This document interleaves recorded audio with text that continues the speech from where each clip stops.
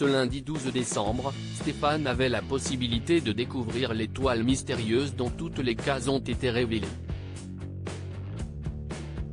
Seulement voilà, le maître de midi a été incapable de reconnaître l'actrice Laure Calamy. Il l'a même confondue avec une célèbre chanteuse québécoise.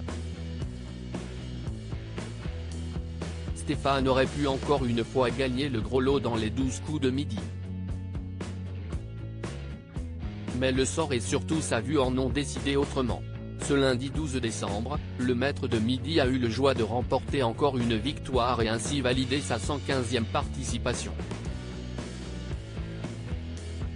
Et le candidat était très confiant en arrivant à l'étape finale de l'étoile mystérieuse, puisque toutes les cases ont été révélées.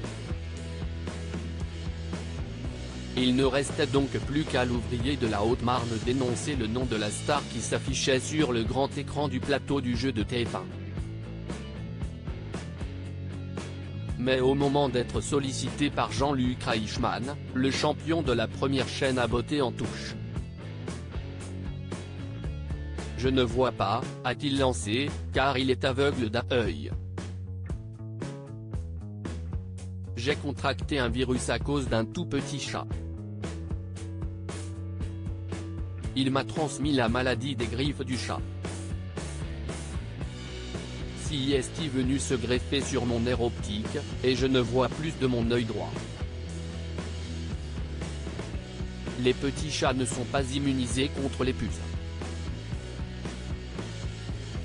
Quand ils se grattent, ils transmettent la maladie des puces, avait-il révélé à l'animateur.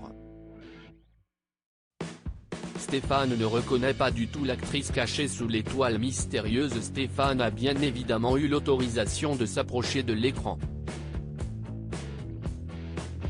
Mais alors que le portrait de Laure Calamy était affiché et ne devait pas laisser de place au doute, le candidat a cru apercevoir une autre star, Linda Lemay. Choqué, Jean-Luc Reichmann n'a pas caché son étonnement en entendant son maître de midi prononcer le nom de la chanteuse québécoise. Pourtant, les indices n'avaient rien à voir avec l'ex-compagne de Laurent Gérard, mais Stéphane n'a visiblement pas regardé la série 10%.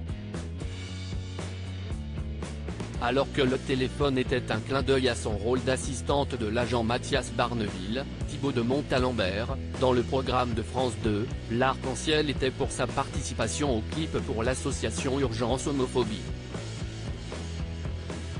Lemay, lui, faisait référence au film Antoinette dans les Cévennes, et le trophée symbolisait son César de la meilleure actrice pour ce rôle.